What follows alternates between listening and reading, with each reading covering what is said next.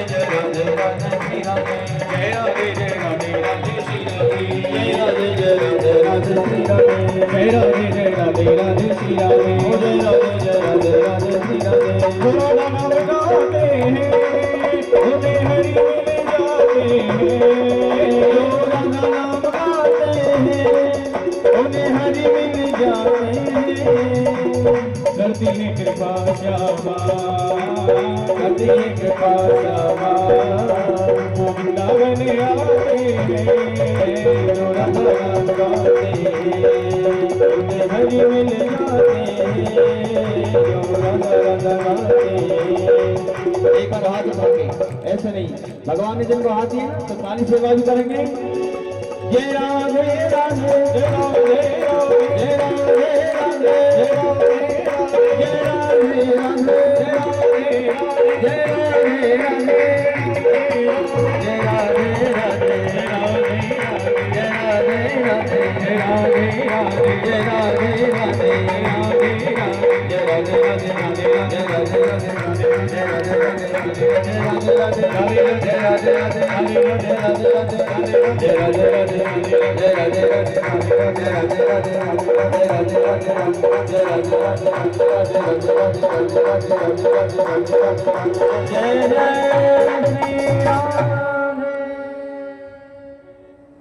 बोली बांके बिहारी लाल की, बरसाने वाली की जय।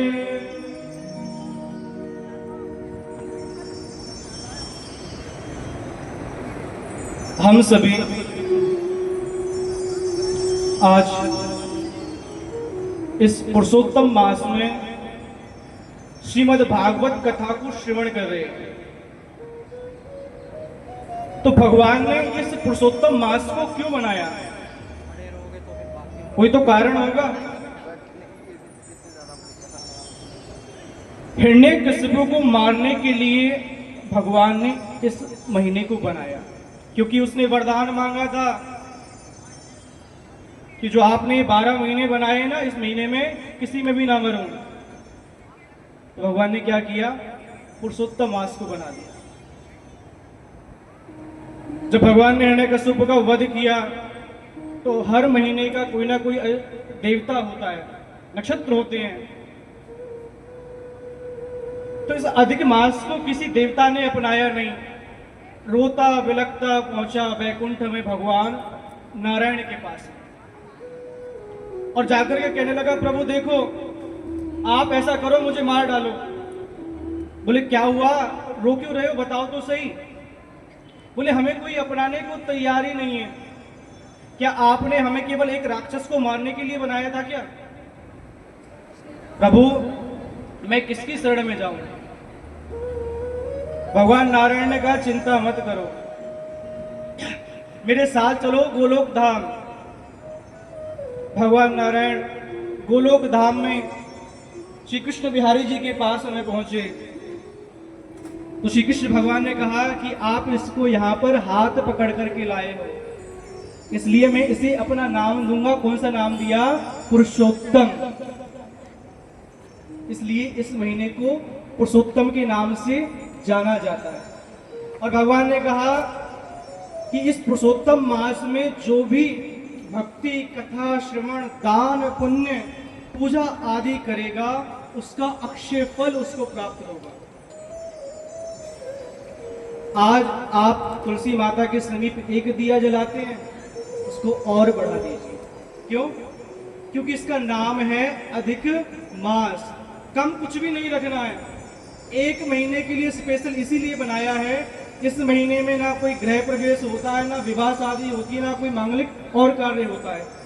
केवल और केवल ये महीना भगवान को समर्पित कर देना चाहिए कि प्रभु हम इस महीने में केवल आपकी पूजा करेंगे, आप हमारे इस भाव को ग्रहण करें और हमारी पूजा को सफल बनाएं। अच्छा एक बात बताइए, यदि आपसे पूछा जाए कि आपकी पूजा सफल हुई, आप जो नित्य प्रति पूजा करते हैं, मंदिर जाते हैं, हवन अनुष्ठान करते हैं, यदि आपसे पूछे क्या वो अनुष्ठान सिद्ध हुए, पूर्ण हुए, क्या उनका फल आपको मिला, तो क्या जवाब उसको देंगे आप? आप समझ लेना, जब आपको श्रीमद् भागवत कथा का श्रवण मिल जाए तो समझ लेना कि हमारे सभी अनुष्ठान आज पूर्ण हुए। हम जिस भक्ति के पथ हैं, वो भक्ति के पथ पर सही दिशा में जा रहे हैं। ये जो भागवत कथा है ना, इतनी आसानी से मिलती नहीं है जितना हम विचार करते हैं। अब आप कहेंगे नहीं भैया, यहाँ तो जगह जगह कदम कदम पर भागवत हो रही है। अब यहीं की बात हम कर लेते हैं। 6 से 7 साल हो चुके हैं, तब जाकर के 8 साल, तब जाकर के दूसरी बार भागवत हो रही है। तो ये विचार अपने मन से बिल्कुल त्याग दें कि भैया जगह जगह हो रही है, जब मौका मिलेगा तब सुन लेंगे। नहीं, जब आपको अवसर मिले उस अवसर का पूर्णतः फायदा उठाना चाहिए और भागवत कथा को श्रवण करना चाहिए। जिस प्रकार भागीरथ जी गंगा को लेकर के आए थे और उस गंगा से भागीरथ जी ने केवल अपने पितरों का कल्याण नहीं किया बल्कि समस्त जगत का कल्याण उन्होंने किया। आज ठीक इसी प्रकार हमारी जो ये नगरवासी माताएं बहनें हैं, सभी ने मिलकर के घर घर जाकर के इस कथा के लिए दान आदि इकट्ठा किया और जैसे भागीरथ माँ गंगा सबका कल्याण करती है, आज वैसे ही ये भागवत सबके कल्याण के लिए यहाँ पर रखी गई है।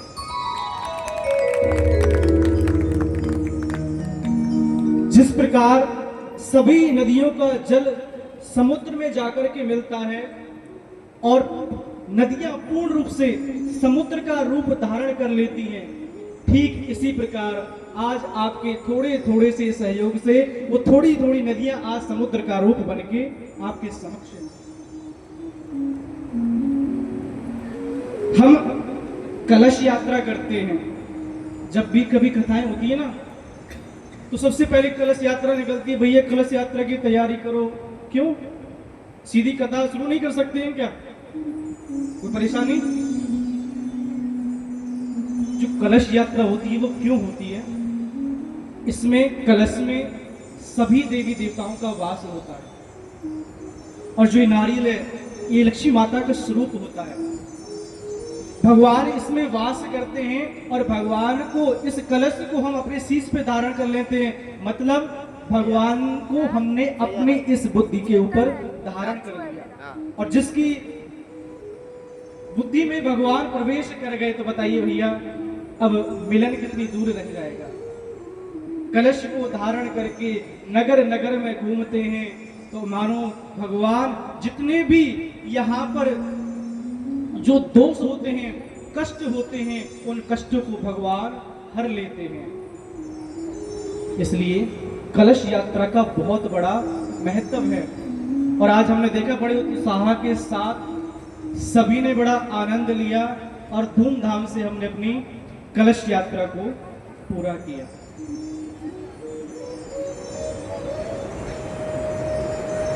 श्रीमद् भागवत कथा क्यों श्रवण करनी चाहिए?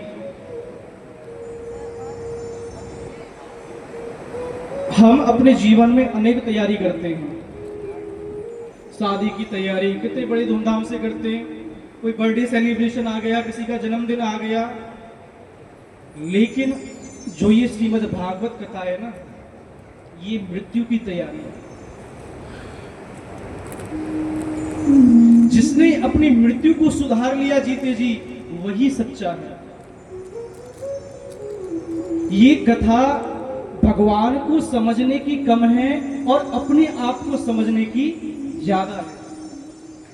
हम किसी के बारे में भी कितना भी जान सकते हैं, लेकिन ये जीव, ये इंसान सबसे कम अपने बारे में जानता है। राम जी को जानना है, रामचरितमानस पढ़ लो, लेकिन यदि कोई आपसे आपके बारे में पूछे तो बता नहीं पाएगा। आज का आदमी बड़ा बेसुध है, उसमें खुद में खुद की कमी है। तो ये भागवत क्या करती है? ये भागवत उसके बारे में उसको परिचित करवाती है। ये भागवत आपको भक्त बना करके भगवान के समक्ष खड़ा कर देती है। हम जिस प्रकार भगवान ने हमें भेजा था, क्या हम वैसे हैं? इस संसार में आते ही हमें काम, मद, मोह, लोभ सब आकर के घेर लेते हैं। भगवान से केवल इतनी प्रार्थना करनी चाहिए, प्रभु, कि हम जैसे आए थे वैसे ही जाएं। कोई संत नहीं बन पाए, कोई बड़ी बात नहीं है, लेकिन जैसा भगवान ने हमको बना करके भेजा था, कम से कम वैसे तो लौटें। कैसे आए थे हम? बिल्कुल छोटे से, ना कोई लोभ था, ना कोई मोह था किसी से, केवल एक चीज थी। कौन सी? जब भूख लगती थी ना तो रो देते थे, तो तभी मैया आकर के दूध पिला देती थी। कि प्रभु ठीक इसी प्रकार जब हमारे जीवन में कोई कष्ट आए, कोई दुख आए और हम रोने लगे तो आकर के हमको संभाल लेना। एक मैया बेचारा एक ही बेटा था उसका और कोई सहारा भी नहीं था। तो बेटे ने कहा मैया देखो ना, मुझे ना एक व्यापार करना है और उस व्यापार के लिए मुझे 2 लाख रुपए चाहिए। भैया ने कहा देख बेटा, मेरे पास पैसे तो हैं लेकिन ये मेरी बचत के पैसे हैं, तू व्यापार में लगा ले, मैं तुझे दे दूंगी, कोई मना नहीं है। पर बेटा ऐसा करियो, कम से कम ये 2 बचा लियो, नुकसान भी हो जाए तो कम से कम इतना तो बच जाए जितने मैंने तुम्हें दिए हैं। आज के आदमी की सबसे बड़ी समस्या ये है कि उसका दोहरा जीवन है। एक जीवन वो है जो वो सबके सामने जाकर के जीता है और दूसरा जीवन वो है जो घर में आकर के जीता है। पहले राम भी था, रावण भी था, लेकिन पता था भैया ये रावण है और ये राम है। आज के समय में तो यही पता नहीं लगता कि कौन रावण है और कौन राम है। बाहर घूमने वाला वही राम घर आते ही रावण बन जाता है। पहले रावण निकलता था, लोग थर थर कांपते थे, भैया भागो रावण आ गया, दशानन आ गया। लेकिन आज के आदमी के तो इतने मुख हैं और दिखता एक भी नहीं। आज का आदमी 2 घंटे तो राम बन जाता है और 2 घंटे रावण। बात ये है सबके 2 तरह के जीवन है, लेकिन सबसे कम किसके? एक जैसे सरल बन जाओ। हमारा कथाओं में मन का लगना बड़ा जरूरी होता है। जब हम कथा को श्रवण करते हैं ना तो बैठे बैठे ध्यान कहीं और चला जाता है। तो हम भगवान से प्रार्थना करते हैं कि प्रभु हे राधा रानी, मेरा मन आपके चरणों में लग जाए। मेरो मन लग्यो बरसाने में। ऐसे नहीं, गाते हुए सभी को आता है, मुझे पता है। मेरो मन लग्यो बरसाने में, जहाँ विराजे राधा रानी। मेरो मन लग्यो बरसाने में, जहाँ विराजे राधा रानी। मेरो मन लग्यो बरसाने में, जहाँ विराजे राधा रानी। मेरो मन लग्यो बरसाने में, जहाँ विराजे राधा रानी। मन हटो है दुनियादारी से, हटो है दुनियादारी से। जहाँ मिले खरा पानी, जहाँ मिले खरा पानी। ऐसे नहीं, गाइए सभी एक बार, गाइए। मेरो मन लग्यो। आवाज नहीं आ रही, जोर से जरा राधा रानी जी को कह दीजिए, जोर से। मेरो मन लग्यो बरसाने में, मेरो मन लग्यो बरसाने में, जहाँ मेरा राधा रानी। जहाँ मेरा राधा रानी।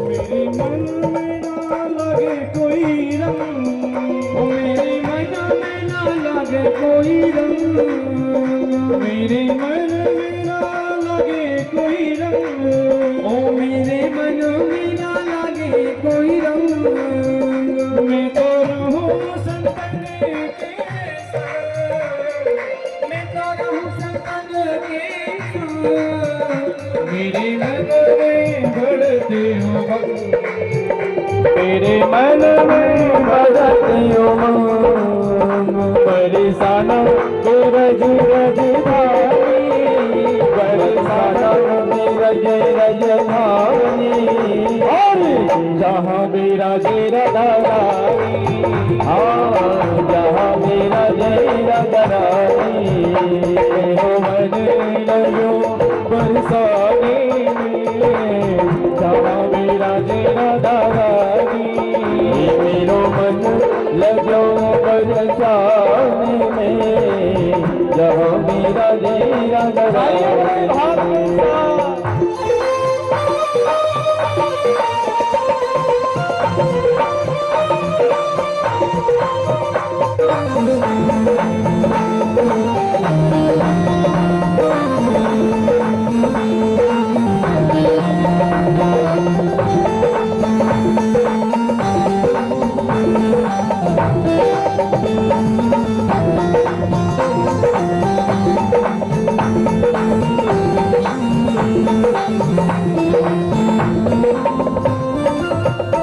मुझे दुनिया से नहीं कोई काम, मुझे दुनिया से नहीं कोई काम, मुझे दुनिया से नहीं कोई काम, मुझे दुनिया से नहीं कोई काम, मैं तो रटू राधा राधा, मैं तो रटू राधा राधा, दर्शन करो सुबह शाम, दर्शन करो सुबह शाम, मेरे मन में तेरा जो श्याम दीवानी, मेरे मन में तेरा जो श्याम दीवानी, जहाँ मेरा तेरा दरानी, हाँ जहाँ मेरा तेरा दरानी, मेरे मन लगो बरसाने में, जहाँ मेरा तेरा दरानी, ओ मेरो मन लगो बरसाने में, जहाँ मेरा तेरा दरानी।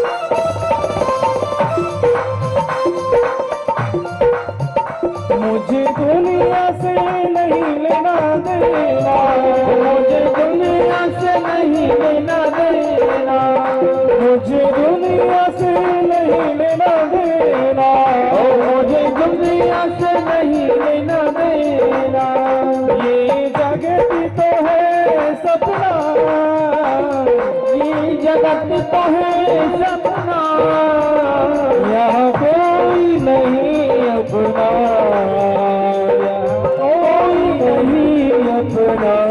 कौन है यहाँ पर अपना? बड़े दोनों हाथ ऊपर उठा करके, मेरी अपनी वृषभान दुलारी, मेरी अपनी वृषभान दुलारी, मेरी अपनी वृषभान दुलारी, मेरी अपनी वृषभान दुलारी, जहाँ मेरा जेरा दरानी, जहाँ मेरा जेरा दरानी, मेरा मन लगो बरसाने में, जहाँ मेरा जेरा दरानी, मेरो मन लगो बरसाने में, जहाँ मेरा जेरा दरानी, मन हटो है दुनियादारी से, जहाँ मिले खरा पानी, मन हटो है दुनियादारी से, जहाँ मिले कर पानी रजो मेरो बरसाने में जहाँ विराजे राधा रानी। एक बार प्रेम से सभी गाइए। मेरो मन लगो जहाँ विराजे राधा, ओ मेरो मन विराजे राधा रानी। बोलिए राधा रानी सरकार की जय।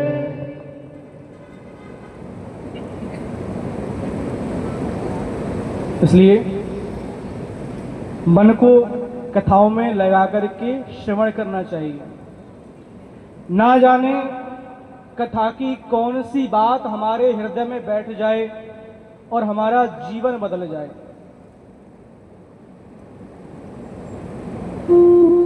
एक व्यक्ति था, बड़ा चोर, दुष्ट, पापी, और उसके 4 बेटे थे। जब मरने को आया ना, तो चारों बेटों को बुला लिया और अपने बेटों को ज्ञान देने लगा कि सुनो बेटो। बोले हाँ पिताजी, कि हम तो मरने जा रहे हैं, पर मेरी एक बात बड़े ध्यान से याद रखना, अपने जीवन में उतार लेना। बोले कौन सी पिताजी? कि कभी भी किसी कथा सुनने नहीं जाना, कोई हवन मत कराना, किसी पूजा पाठ में मत चले जाना गलती से भी, और यदि कहीं पर कथा हो भी रही हो तो भी वहां पर मत जाना। तो एक बेटा बोला पिताजी एक बात बताओ, आप कह रहे हो ठीक है हम नहीं जाएंगे किसी कथा में, किसी अनुष्ठान में, लेकिन ये कथाएं जगह जगह होती हैं, गलती से हम सुन लें तो क्या करेंगे? बोले ऐसा करना, दोनों हाथों की उंगली से अपने कानों को बंद कर लेना, मर जाना, लेकिन कभी भी कथा को श्रवण मत करना। ऐसी बात बोल करके वो मर गया। अब बेटाओं ने तो बात मानी पिताजी की कि ठीक है किसी कथा में नहीं जाएंगे। अब एक बार क्या हुआ, चोर था तो चोरी की शिक्षा बच्चों को दे रखी थी, चोरी करते थे खूब, और एक काली माता का मंदिर था, वहीं पर आकर के सभी चोर बैठ करके धन का बंटवारा करते थे। तो गांववासी बड़े परेशान हुए, भैया बहुत चोर हो गई हैं, रोज चोरियां हो रही हैं, इनको पकड़वाना चाहिए। पुलिस वालों से जाकर के मिले तो पुलिस वालों ने उनको पकड़ने का प्लान बनाया। एक बार क्या हुआ, ये चोरी करके इनमें से एक भागे जा रहा था, तभी पुलिस ने इनके पीछा करना प्रारंभ कर दिया। अब ये भागता रहा और आगे चल के एक जगह कथा हो रही थी। अब इसको पिता की बात याद आ गई कि पिताजी ने कहा था कि कथा सुननी नहीं है बिल्कुल भी। तो भागते भागते इसने क्या किया, अपने ये उंगली होती है ना, दोनों कान ऐसे बंद कर लिए और भागे जा रहा है। भागते भागते इसके पैर में एक कांटा गड़ गया।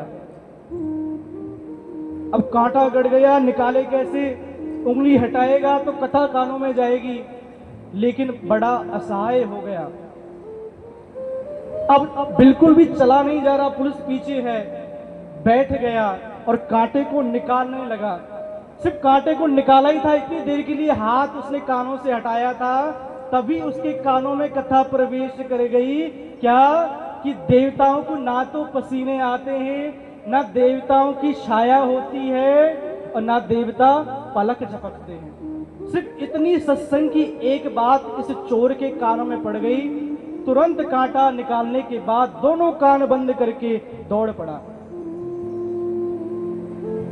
अब पुलिस ने तो पूरा प्लान बनाया हुआ था, इनको तो पकड़ना है, ठिकाना पता कर लिया गुप्तचरों से। अब ये पहुंचा वहां पर काली माता के मंदिर में। सब चोर वहां पर इकट्ठा हो रहे थे, सब धन का बंटवारा कर रहे थे। तभी भेष बदल करके एक पुलिस वाला काली माता का स्वरूप बना करके प्रकट हो गया। अब तो भैया सारे चोर झूम करके नाचने लगे, देखो माता हमसे कितनी प्रसन्न हो गई है, आज स्वयं प्रकट हो गई। झूम रहे हैं, नाच रहे हैं।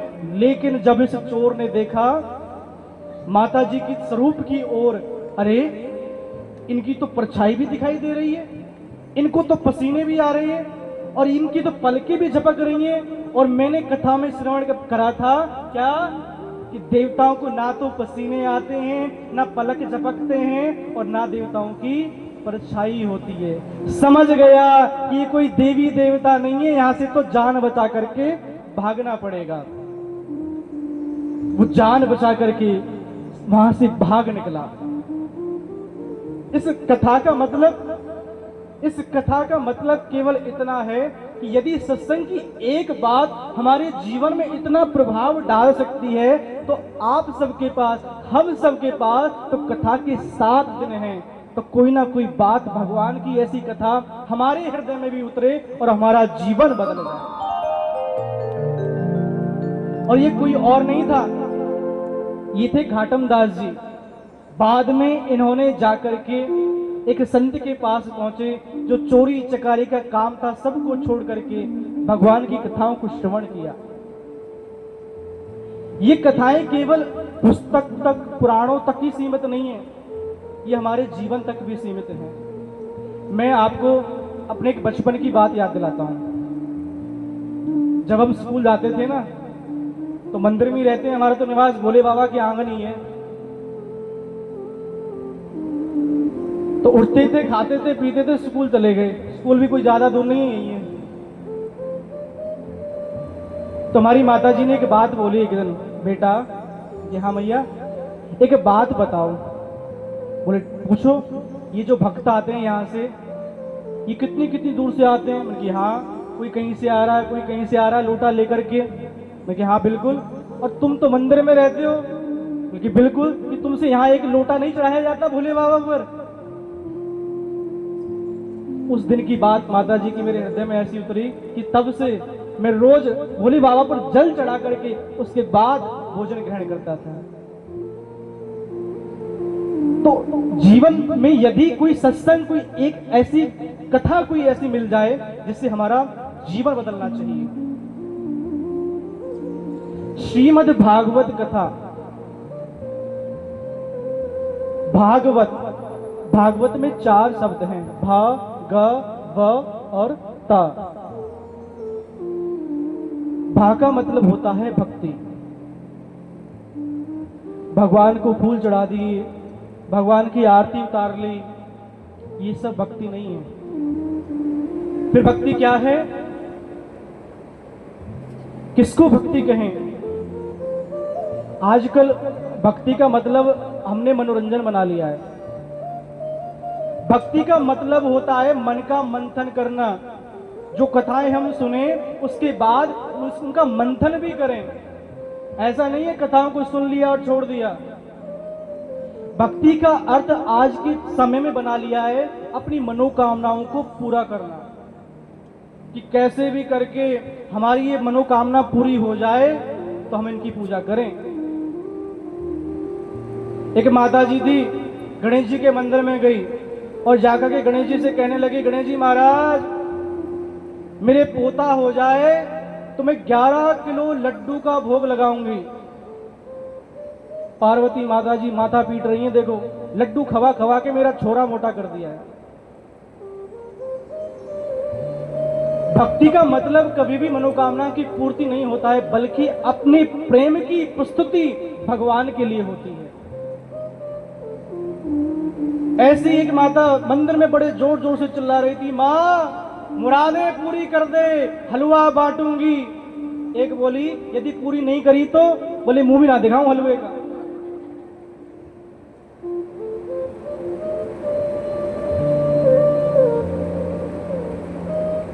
पूतना आई थी, क्या करने आई थी? भगवान को मारने के लिए आई थी, लेकिन कम से कम अंदर तो दूध भर के लाई थी।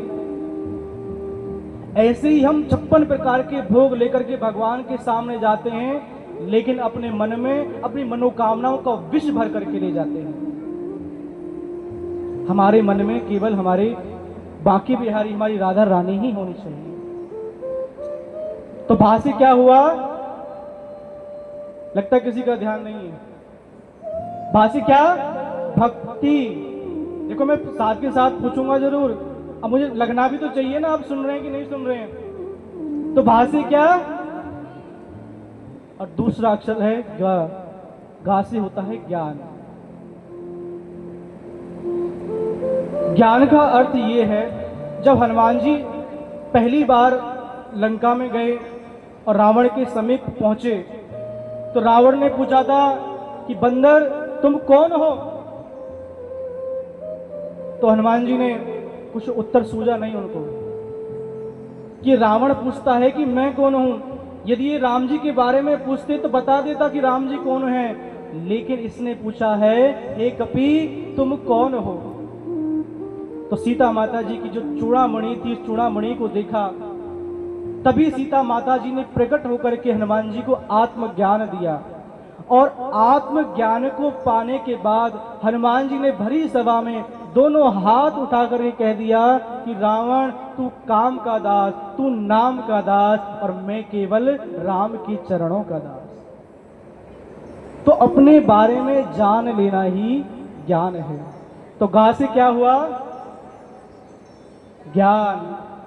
भागव, वा से होता है वैराग्य।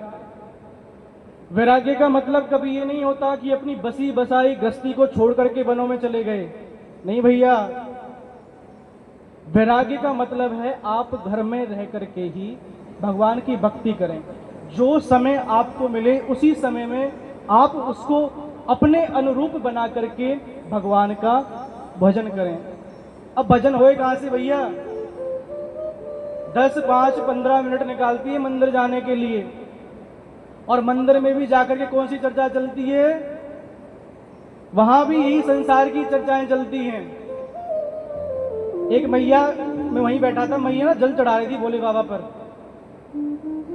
तो पड़ोस में सखी भी बैठी थी, वो भी कुछ ना कुछ चढ़ाई रही थी।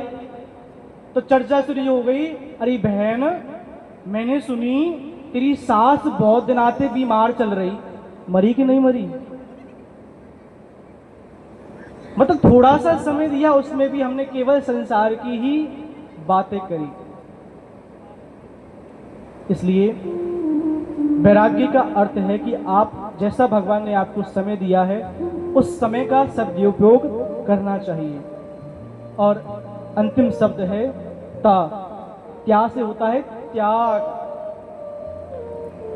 किस चीज का त्याग, क्या छोड़े हम, बोले जितनी भी हम में बुराइयां हैं उन बुराइयों का त्याग हमें कर देना चाहिए।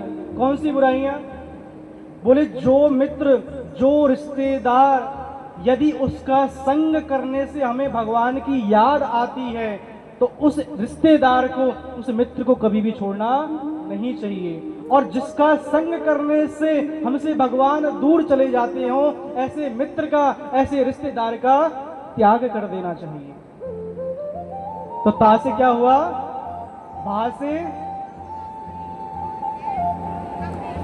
गा से, वा से और ता से। चलो ये सबने श्रवण किया। बोलिए बांके बिहारी लाल की जय।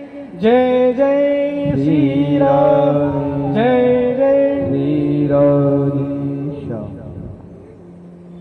तो भागवत के महत्व की जो सबसे पहला श्लोक है, आइए उसका श्रवण करते हैं। सच्चिदानंद रूपाय विश्वोत्पत्त्यादि हेतवे तापत्रे विनाशाय श्री कृष्णाय वयं नमः। भगवान कैसे हैं, कैसे दिखाई देते हैं, सच्चिदानंद रूपाय। भगवान का स्वरूप क्या है, भगवान सतगण है। सत का अर्थ, बोले जो पहले भी था, जो अब भी है और जो बाद में भी रहने वाला है, वो ऐसे स्वरूप भगवान का सतगण है। भगवान चित्तगण है। बोले कैसे, बोले हर किसी के कण कण में भगवान निवास करते हैं, सबके चित्त में बसे हुए हैं। लेकिन कमी तो किसकी है कि किसी ने प्रकट किया है और किसी ने प्रकट नहीं किया है। हैं सबके अंदर, तो भगवान कैसे हैं? चित्तघन हैं, सच्चिदानंद और आनंद स्वरूप हैं। सुख आता है, दुख आता है, सुख को कभी आनंद मत समझ लेना। आनंद कैसा होता है? यदि एक बार हमारे जीवन में आ गया तो फिर कभी दुख नहीं आता है। विश्वोत्पत्त्यादि हेतवे, विश्व की उत्पत्ति, पालन और संहार करने वाले हैं। और कैसे हैं? तापत्रय विनाशाय, 3 तरह के तापों का विनाश करने वाले हैं। कौन से ये ताप? जब हमारा जन्म होता है ना, तो जन्म से ही हमें 3 ताप लग जाते हैं, आदि दैविक, आदि दैहिक और आदि भौतिक। ये 3 तरह के ताप कैसे कैसे होते हैं? आदि दैहिक होता है, ये हमारे शरीर का ताप होता है। ये 2 प्रकार का है, एक मानसिक और एक शारीरिक। अभी कान का ठीक कराया था कि अभी नाक में दर्द हो गया, नाक ठीक कराई तो यहां पर हाथ में दर्द हो गया। कोई ना कोई शरीर की बीमारी हमेशा लगी ही रहती है। और आदि दैविक, बोले आदि दैविक होता है जो देवताओं के द्वारा मिलता है, जो समाज में उत्पन्न होता है। कैसे? आज चाचा को मनाया तो जो ताऊजी रूस गए, फूफा को मनाया तो यहाँ पर जीजाजी रूस गए। कोई ना कोई इस समाज में हमसे रूठा ही रहता है। और आदि भौतिक, ये तीसरा ताप।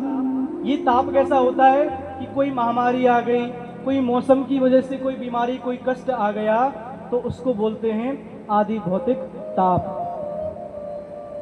तो तापत्रय विनाशाय श्री कृष्णाय वयम नमः। भगवान श्री कृष्ण की शरण ग्रहण करने से भगवान इस ताप को नष्ट कर देते हैं। ऐसे हमारे भगवान हैं। बोली बांके बिहारी लाल की जय। जय जय श्री राम, जय जय श्री राम।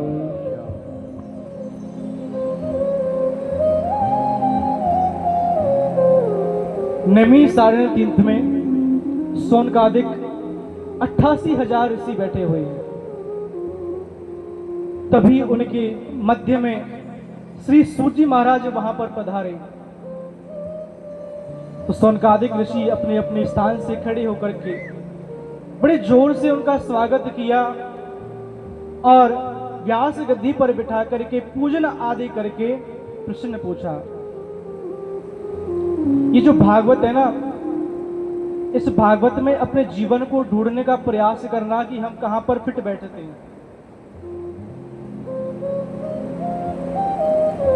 तो सोनकादिक ऋषियों ने बैठा करके पूजन आदि करके प्रश्न पूछा कि आप हमें ये बताएं कि आपके पास अनेक सूर्य के समान ज्ञान की किरणें हैं, कोई उन्हीं में से एक किरण हमारे ऊपर बरसाएं और जो हमारे अंदर अंधकार है वो अंधकार दूर हो जाएगा। यही हम आपसे ये भी पूछना चाहते हैं कि हम अपनी भक्ति, ज्ञान, वैराग्य को कैसे बढ़ाएं। सूजी महाराज कहते हैं कि आप सब लोगों ने बहुत अच्छी बात पूछी है और सबके हित के लिए बात पूछी है, क्योंकि कलयुग आ रहा है और कलयुग को देखते हुए इस जीव के पास समय ज्यादा नहीं होगा। थोड़ा सा समय बचेगा वो भी व्यर्थ में निकल जाएगा। पहले तप आदि करते थे कई कई वर्षों तक, लेकिन कलयुग में थोड़ा सा समय मिलता है वो भी व्यर्थ में चला जाता है। आयु बहुत कम है और उसमें भी ये नहीं पता कि कब निकलने भैया। तो हे ऋषियों, इसलिए मैं आप सभी को श्रीमद् भागवत कथा को श्रवण कराऊंगा। सोनकादिक ऋषियों ने कहा, ये कथा सबसे पहले किसने सुनाई थी? तो सूजी महाराज कहते हैं कि भागवत कथा सबसे पहले महामुनि सुखदेव जी ने महाराज परीक्षित को सुनाई थी जब उनके ऊपर मृत्यु का कष्ट आया था।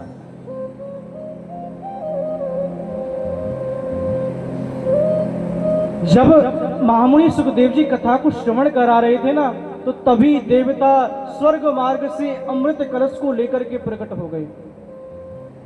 कलश को लेकर के प्रकट हो गए और आकर के महामुनि सुखदेव जी को कहने लगे, प्रभु ये लो स्वर्ग का अमृत, इस परीक्षित को पिला दो, और ये एक कथा भागवत की है, इस कथा को हमें दे दो। महामुनि सुखदेव जी ने कहा, परीक्षित बताओ तुम्हें क्या चाहिए? ये स्वर्ग का अमृत है और ये भागवत अमृत है। तो महाराज परीक्षित ने कहा, प्रभु दोनों में क्या अंतर है? तो महामुनि सुखदेव जी ने कहा, परीक्षित इस स्वर्ग के अमृत को पी करके तुम अमर हो जाओगे, और बोले भागवत के अमृत को पी करके तुम भगवान के हो जाओगे। तो महाराज परीक्षित ने कहा, प्रभु हमें तो केवल भागवत ही चाहिए, इस अमृत का, इस स्वर्ग के अमृत का हम क्या करेंगे? महामुनि सुखदेव जी ने दुत्कार करके, फटकार करके देवताओं को भगा दिया। अच्छा, कांच के बदले में मणि लेना चाहते हो? अब तो भैया देवता बड़े परेशान हुए। देखो किस, हम देवता अभिमानी, इतना अभिमान उनके अंदर जाग गया, हम देवताओं को इस तरह से फटकार के भगा दिया। तुरंत पहुंचे ब्रह्मा जी के पास में और जाकर के सारी बातें बता दी। ब्रह्मा जी ने तुरंत निर्णय कर दिया, एक पलड़े में भागवत को रखा और एक पलड़े में समस्त ग्रंथ पुराणों को रख दिया, और अंत में क्या पाया कि जो भागवत का पलड़ा है वो पलड़ा भारी है। बोलिए श्रीमद् भागवत महापुराण की जय जय श्री राधे, जय जय श्री राधे।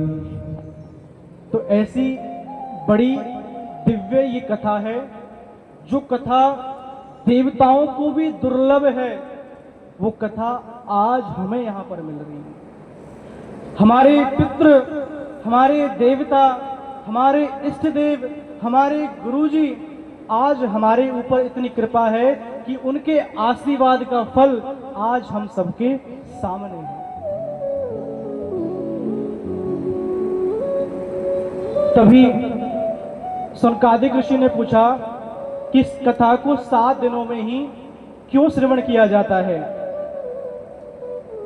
तो सूजी महाराज कहते हैं कि एक बार की बात है,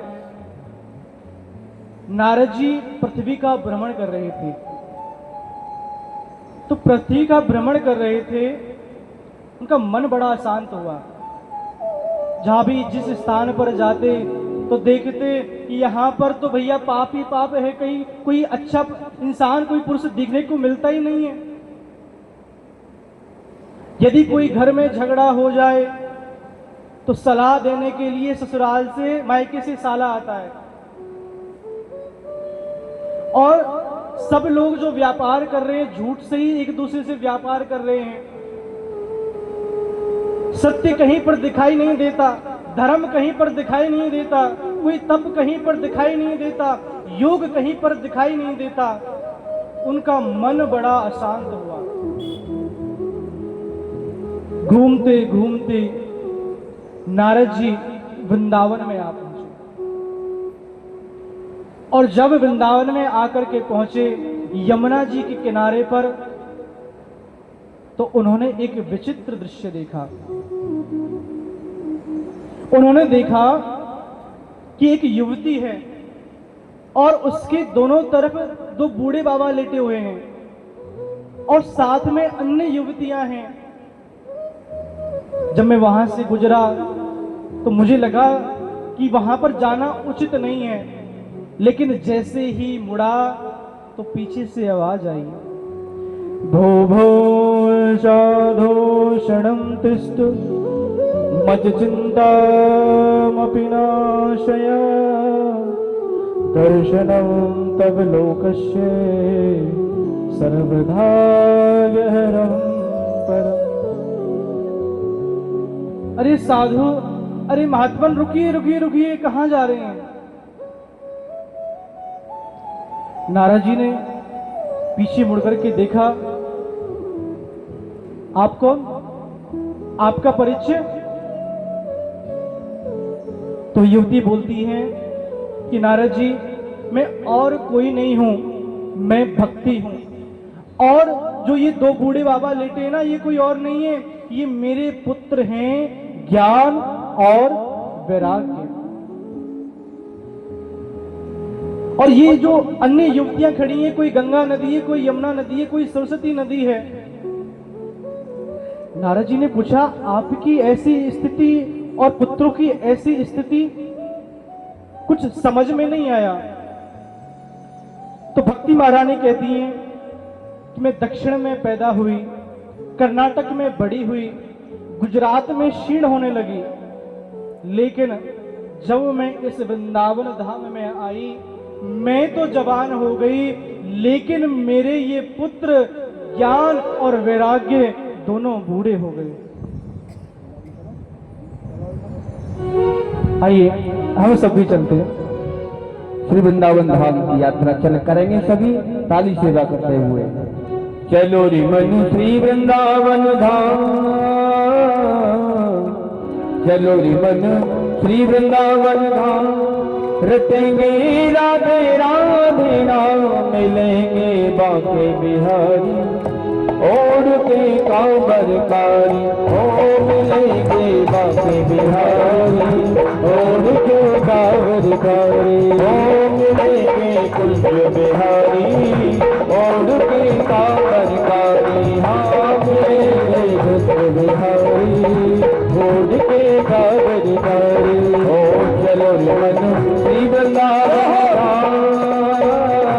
चलो रे मन श्री वृंदावन धाम, रटेंगे राधे राधे नाम, मिलेंगे कुंज बिहारी और के कांवरकारी, हाँ मिलेंगे कुंज बिहारी और के कांवरकारी।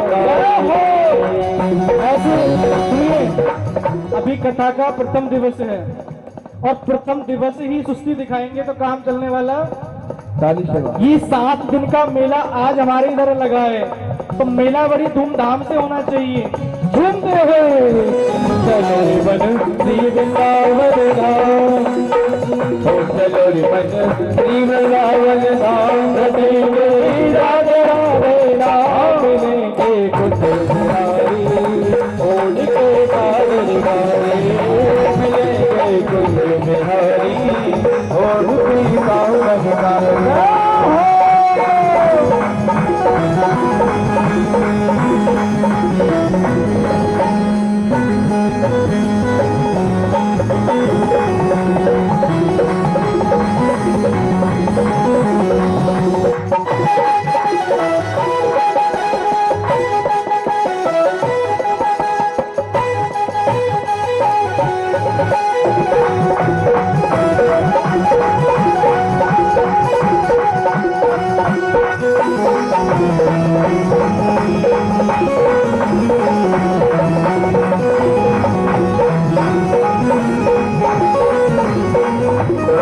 रात होते हम श्री यमुना जी जाएंगे, रात होते हम श्री यमुना जी जाएंगे, रात होते हम श्री यमुना जी जाएंगे, रात होते हम श्री यमुना जी जाएंगे, स्नान हम जीवन सफल बनाएंगे, स्नान हम जीवन सफल बनाएंगे, पूर्ण होंगे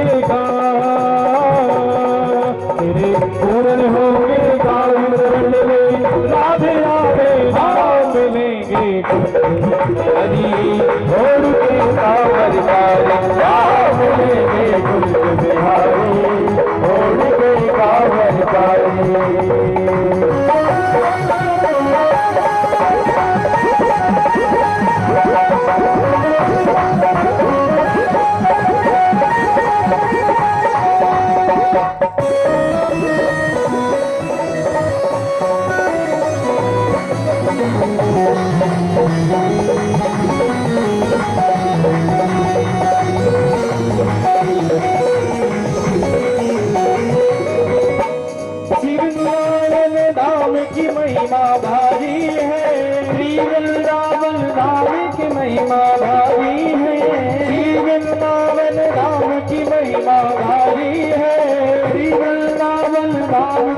महिमा भारी है, मेलन की सरकार श्री राधा प्यारी है, मेलन की सरकार श्री राधा जो प्यारी है। क्यों भटके आवाज़ा, क्यों भटके कामा खाम करेंगे, राधे राधे नाम लेंगे गाते बिहारी, और के कामर कारी, हरे के गाते बिहारी, और के कामर कारी।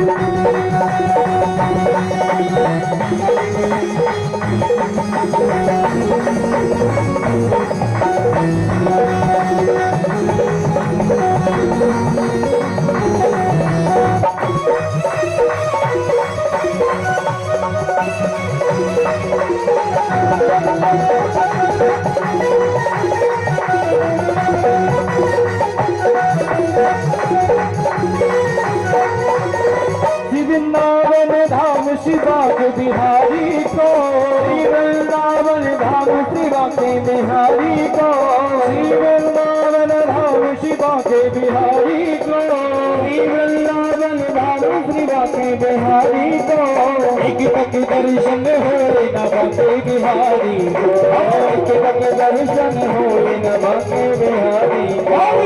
तो जब ले आठोया,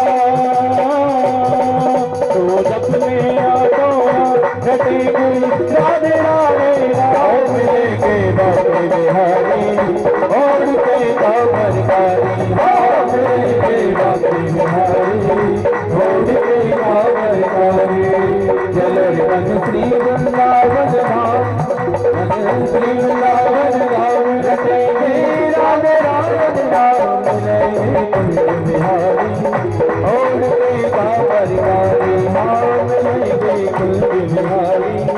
और के कामर कारी, एक बार हाथ उठाते, भगवान ने जिनको हाथ दिए हैं ना, तो ताली सेवा करते हुए कहेंगे बड़े भाव से, जय राधे राधे। थोड़ी आवाज आ जाए आपकी एक बार, जय राधे राधे, जय राधे राधे। अच्छा पीछे वाली माता है, मैंने आप ही बोल दीजिए एक बार, जय राधे राधे, जय राधे राधे, जय राधे राधे। अच्छा आप सभी बोल रही हो, आप उधर वाली माता आप भी बोलिए सभी एक बार मस्ती में झूमते हुए।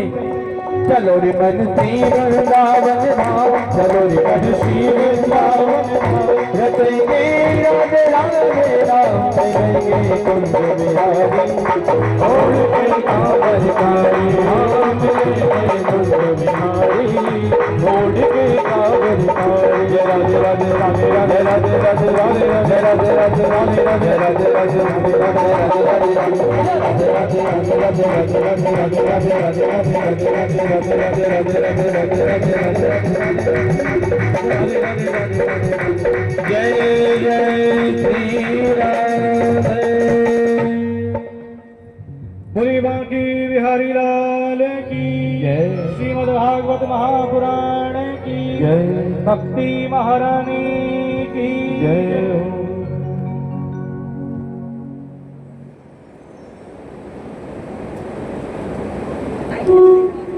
तो भक्ति महारानी कहती हैं कि नारद जी आप मेरी इस समस्या का समाधान करें। ये संसार कैसी कैसी बातें कहेगा। अरे देखो माँ तो युवती है लेकिन इसके बेटे बूढ़े बने हुए हैं। नारद जी कहते हैं कि आप बिल्कुल भी परेशान ना हो, मैं आपकी इस समस्या का समाधान अवश्य करूंगा। मैं संकल्प लेता हूं यदि मैं आपकी इस समस्या का निवारण नहीं कर पाया तो भगवान का दास नहीं कहलाऊंगा। अब नारद जी ने ज्ञान और वैराग्य के पास में पहुंचे और कान में खूब गीता पाठ किया, वेदों का पाठ किया, लेकिन जब तक वेद मंत्र की ध्वनि ज्ञान वैराग्य के कानों में पड़ती तब तक तो वो जवान होकर के उस सैया से उठने लगते, लेकिन जैसे ही वो मंत्र पूरे होते तो तुरंत बूढ़े होकर के लेट जाते। ऐसा हमारे साथ भी होता है। कैसे होता है कि जब जब कथाएं होती हैं जब जब कोई अनुष्ठान होता है तो हमारे अंदर की जो भक्ति ज्ञान वैराग्य है सब जाग जाता है। अभी कथा में बैठे हैं तो सभी जागृत हैं, लेकिन जैसे ही प्रसाद खा करके लौटे तो ऐसे ही भूल जाएंगे, फिर उसी संसार की बातों में लग जाएंगे। ठीक इसी प्रकार जब तक मंत्रों की ध्वनि चलती है तब तक तो ठीक होते हैं, लेकिन तुरंत लेट जाते हैं। नारद जी परेशान हो गए कि दोनों ठीक क्यों नहीं होते हैं। बार बार नारद जी ने वेदों का पाठ किया, लेकिन दोनों ठीक नहीं हुए। तभी आकाशवाणी हुई कि नारद जी सत्कर्म करो। नारद जी ने कहा, अच्छा भैया सत्कर्म क्या? वेद पाठ करना, उपनिषदों का पाठ करना, गीता पाठ करना, क्या ये सत्कर्म नहीं है? पूछने लगे तो आकाशवाणी ने केवल इतना कहा कि इसका पता आपको संतों के पास में जाकर के चलेगा। अब ये भैया भारत भूमि, संतों की भूमि, अब किसी संत का नाम नहीं बताया, कोई पता नहीं बताया कि किसके पास में जाना है, किससे जाकर के पूछना है। अब किसी के पास जाए, किसी संत के पास, तो वो कुछ बता दे, नहीं भैया ये करो, ये अनुष्ठान करो, इससे हो जाएगा। लेकिन नारद जी के मन को कोई बात किसी संत की भाई नहीं। इसी बात को लेकर के विचार करते हुए भ्रमण कर ही रहे थे कि बद्रिका आश्रम के पास में आकर के पहुंचे। वहीं पर सनत कुमार, ये 4 भैया हैं, और इन चारों भाइयों का जीवन कैसा है? नित्य प्रति इनकी कथा चलती रहती है। यदि सुनने के लिए श्रद्धालु मिल जाएं, भक्त मिल जाएं तो अच्छी बात है, और नहीं मिलते हैं तो एक भैया वक्ता बन जाता है और 3 श्रोता बन जाते हैं। हजारों साल की उम्र है, लेकिन दिखने में कैसे हैं? बिल्कुल 5-5 वर्ष के बच्चों की तरह। ये किसी और चीज का प्रभाव नहीं है, ये भगवान की कथाओं का प्रभाव उनके ऊपर है। जब सनत कुमार बाहर निकले और उनकी दृष्टि नारद जी के ऊपर में पड़ी तो देखा नारद जी का चेहरा बड़ा लटका हुआ, बड़ा मायूस। तो जब नारद जी समीप में पहुंचे तो सनत कुमारों ने पूछा, अरे नारद जी, अरे भैया, आप भगवान का भजन करते हो और आपके चेहरे पे ये मायूसी ना अच्छी नहीं लगती है, कोई बात है क्या? तब नारद जी ने बताया कि भक्ति महारानी के दोनों पुत्र ज्ञान और वैराग्य वृद्ध अवस्था में हैं। मैंने बार बार उनको वेदों का पाठ सुनाया, लेकिन वो ठीक नहीं होते हैं। और आकाशवाणी ने बताया कि सत्कर्म करना चाहिए। मैंने जन जन में जाकर के संतों से पूछा, लेकिन पता नहीं चला कि सत्कर्म है क्या। इसलिए अब आप ही बताइए कि सत्कर्म क्या होता है। सनत कुमार हंस दिए, लो भैया, इतनी छोटी सी बात। नारद जी ने कहा, आप मुस्कुराए क्यों? बोले, और क्या, भगवान के भक्त होकर के इतनी चिंता करते हो और समस्या इतनी छोटी सी। नारद जी ने पूछा, बोले समाधान तो बताओ, सत्कर्म में होता क्या है? सनत कुमारों ने कहा कि नारद जी, आपको भागवत की कथा करवानी पड़ेगी। नारद जी कहते हैं, क्या वेद पाठ करना ये सत्कर्म नहीं है क्या? तो सनत कुमार कहते हैं कि नारद जी, ये जो श्रीमद् भागवत कथा है ना, ये वेद रूपी वृक्ष पर लगा हुआ पका हुआ फल है। यदि हमें उस फल का रस चाहिए, अब एक बात बताइए, कोई आम का वृक्ष है और हम वृक्ष के पास जाकर के वृक्ष में अपने दांतों को गड़ाएं तो उस आम का स्वाद मिलेगा? दांत भले टूट जाएं पर स्वाद मिलने वाला नहीं है। तो ये श्रीमद् भागवत पुराण है, ये वेद रूपी वृक्ष पर लगा हुआ पका हुआ फल है। ऐसा सुनकर के नारद जी तो बड़े धन्य हो गए। अब भैया बात आती है, कथा का निश्चय हो गया, कथा किस स्थान पर करी जाए। बहुत सारी व्यवस्थाएं होती है ना कथा की, टेंट भी चाहिए, माइक भी चाहिए, और जो भक्त यहाँ पर श्रवण करने के लिए आ रहे हैं उनके प्रसाद की व्यवस्था भी होनी चाहिए। तमाम तरह के खर्चे हैं यहाँ पर। तब सनत कुमार कहते हैं कि ऐसा करते हैं, हरिद्वार में आनंद घाट पर बड़े वहां पर आम के वृक्ष हैं और पीने के लिए गंगा जी का मधुर मधुर जल है, वहीं पर बैठ करके कथा करेंगे।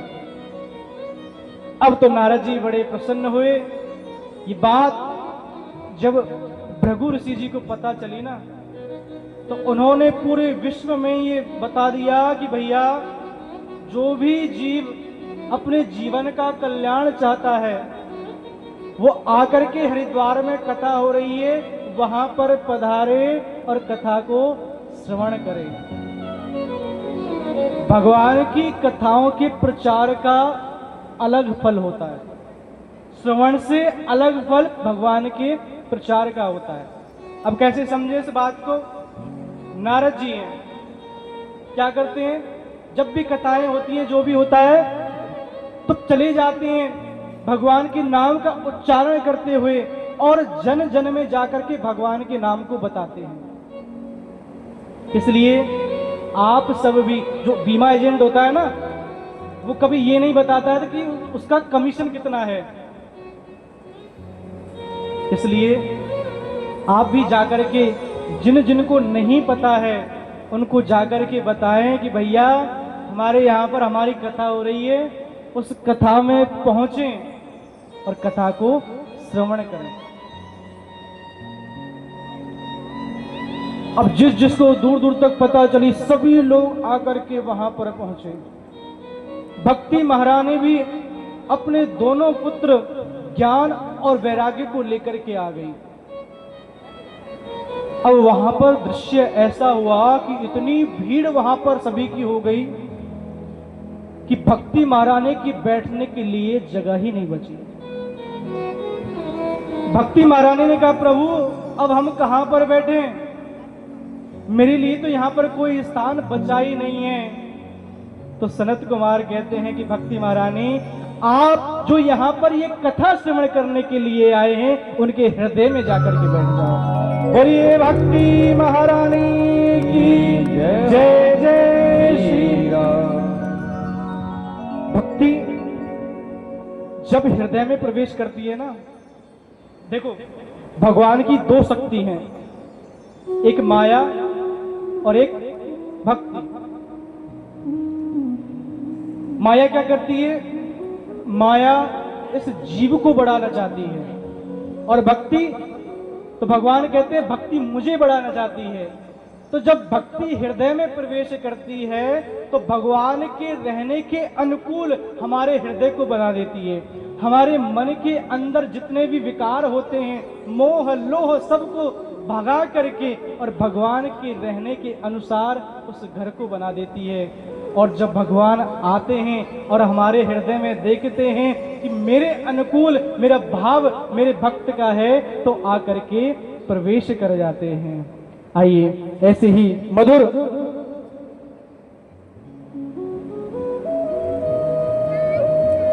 भगवान उनकी सुंदर छवि और एक सुंदर भजन से कथा को श्रवण करते हैं।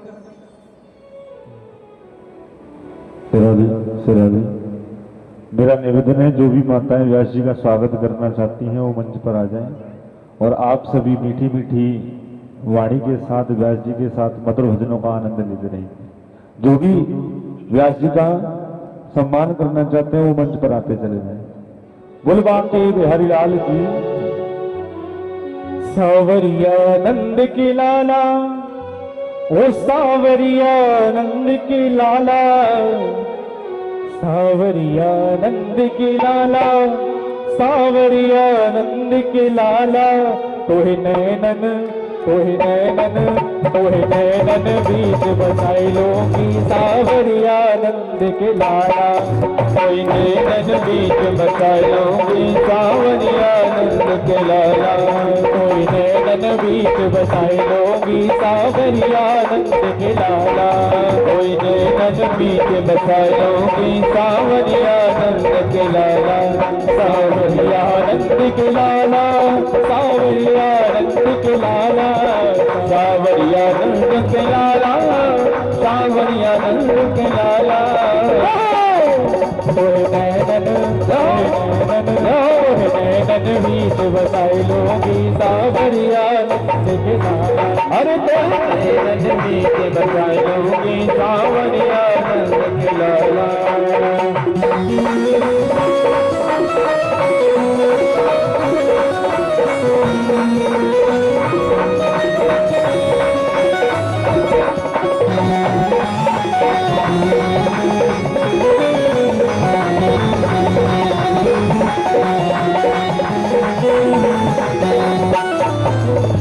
श्यामल रंग मेरे मन भायो श्यामल रंग मेरे मन भायो श्यामल रंग मेरे मन भायो श्यामल रंग मेरे मन भायो सावरिया ने चैन चुरायो सावरिया ने चैन चुरायो सावरिया ने चैन चुरायो सावरिया ने चैन चुरायो सावरिया ने चैन चुरायो सावरिया ने चैन चुरायो सावरिया ने चैन चुरायो ओए काजर ओए काजर और बनाई लोगी सावरिया नंद के लाला ओए काजर और बनाई लोगी सावरिया नंद के लाला सावरिया नंद के लाला ओ सावरिया नंद के लाला सावरिया नंद के लाला सावरिया नंद के लाला अरे तोरे नैनन बसाई लोगी सावरिया नंद के लाला नैनन बीच बसाई लोगी सावरिया नंद के लाला